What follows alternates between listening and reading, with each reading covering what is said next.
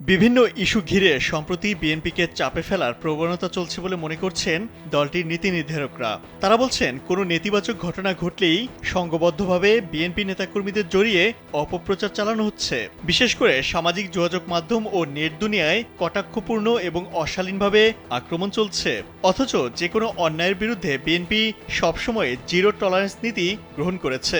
দলের উচ্ছৃঙ্খল নেতাকর্মীদের লাগাম টানতে বহিষ্কারের মতো কঠোর অবস্থানে দলের হাইকমান্ড। সংশ্লিষ্টরা বলছেন, ২০২৪ সালের ৫ আগস্ট শেখ হাসিনার পতনের পর পরিবর্তিত পরিস্থিতিতে ধৈর্যের সঙ্গে এগুচ্ছে বিএনপি। এক্ষেত্রে বেশি ধৈর্যের পরিচয় দিচ্ছেন দলটির ভারপ্রাপ্ত chairman Tarique Rahman. RICL TMX, যুগের পর যুগ স্থাপনা থাকে মজবুত। সারা দেশে তৃণমূল পর্যায়ে নেতাকর্মীদের বক্তব্য, কর্মকাণ্ড ও গতিবিধি কঠোরভাবে পর্যবেক্ষণ করছেন তিনি। শীর্ষ নেতাদের বক্তব্য, অভ্যন্তরীণ দ্বন্দ্বমীমাংসা, সাংগঠনিক সিদ্ধান্ত, সরকার ও রাজনৈতিক নেতাদের মধ্যে যাতে ভুল বোঝাবুঝি না হয় সেটিও তিনি মোকাবেলা করছেন। এরপরও ধৈর্যের পরীক্ষায় মুখোমুখি থাকা বিএনপিকে চাপে ফেলার ইঙ্গিত মিলছে নানা ইস্যুতে। বিশেষত সম্প্রতি রাজধানীর মিটফোর্ড হাসপাতাল চত্বরে ভাঙাড়ি ব্যবসায়ী সোহাগ হত্যাকাণ্ডের ঘটনাটি ব্যাপক আলোচনার জন্ম দিয়েছে। ওই ঘটনায় বিএনপিকে নিয়ে সামাজিক যোগাযোগ মাধ্যমে ব্যাপকভাবে ট্রলও করা হচ্ছে। বিশ্লেষকরা বলছেন, সন্ত্রাসী ও দুষ্কৃতকারীকে দমনের দায়িত্ব আইনশৃঙ্খলা রক্ষা বাহিনীর। কারণ সন্ত্রাসীদের কোনো দলীয় পরিচয় নেই। তবে দলীয় সম্পৃক্ততার কারণে বিএনপি এরই মধ্যে বহিষ্কারের মতো কঠোর ব্যবস্থা নিয়েছে। এখন সরকার ও আইনশৃঙ্খলা বাহিনী কি পদক্ষেপ নেয় সেটি দেখার বিষয়। পুরান ঢাকায় ব্যবসায়ীকে পাথর মেরে হত্যার নির্মম ঘটনা বিএনপির জন্য সতর্কবার্তা হিসেবে দেখা হচ্ছে।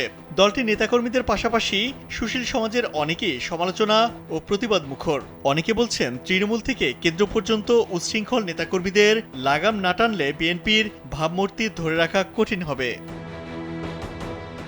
খোঁজ নিয়ে জানা গেছে, তারেক রহমান ও বিএনপি নীতি নির্ধারকদের কঠোরতা সত্ত্বেও দেশের বিভিন্ন স্থানে দখল, চাঁদাবাজি সহ বিভিন্ন অভিযোগ উঠছে বিএনপির বেশ কিছু নেতাকর্মীর বিরুদ্ধে। এসব অভিযোগ ওঠার সঙ্গে সঙ্গে দ্রুত তদন্ত করে কঠোর সাংগঠনিক ব্যবস্থা নিয়েছে বিএনপি। সাংগঠনিক সূত্র জানায়, চাঁদাবাজি, দখল বাণিজ্য ও দলীয় শৃঙ্খলা ভঙ্গের দায়ে বিএনপি এর মধ্যে ৪,৫০০ নেতাকর্মীকে বহিষ্কার ও শোকজ করেছে। এর মধ্যে বহিষ্কারের সংখ্যা ৩,২০০।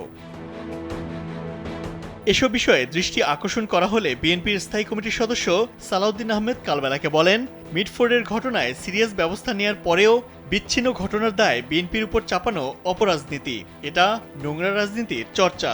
সংশ্লিষ্ট সূত্রের দাবি, জামায়াত ইসলাম, এনসিপি, ইসলামী আন্দোলন, গণ অধিকার পরিষদ সহ বিভিন্ন দল যখন পিআর পদ্ধতিতে নির্বাচন ইস্যুতে বিএনপির বিরুদ্ধে সরব, ঠিক ওই সময় পুরান ঢাকায় ব্যবসায়ীকে হত্যার ঘটনা যেন তাদের কাছে আগুনে ঘি ঢালার মতোই।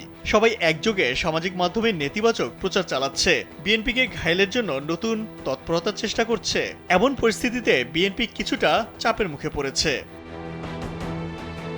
এ বিষয়ে বিএনপির স্থায়ী কমিটির সদস্য গয়েশ্বর চন্দ্র রায় কালবেলাকে বলেন, মানুষকে বিনা বিচারে হত্যা এটা কখনোই গ্রহণযোগ্য নয়। আইন নিজের হাতে তুলে নেওয়ার সংস্কৃতি ভালো না। কেউ যদি অপরাধ করে থাকে তার বিচারের জন্য আইন শৃঙ্খলা বাহিনী আছে, আদালত তার বিচার করবে। ঢাকা বিশ্ববিদ্যালয়ের রাষ্ট্রবিজ্ঞানের অধ্যাপক কাজী মোহাম্মদ মাহবুবুর রহমান কালবেলাকে বলেন, আইন শৃঙ্খলার অবনতির জন্য দায়ী সরকার। তাদের দায়িত্ব সন্ত্রাসীদের ধরে শাস্তির আওতায় আনা। তার মতে, সন্ত্রাসী এবং দুষ্কৃতকারীদের কোনো দলীয় পরিচয় থাকতে পারে না। বিএনপি বহিষ্কারের মতো কঠোর ব্যবস্থা নেওয়ার পরেও কেউ যদি বিএনপিকে নিয়ে সংঘবদ্ধভাবে নেতিবাচক প্রচারণা চালায় সেটি দুঃখজনক। ইমতিয়াজ আহমেদ, কালবেলা।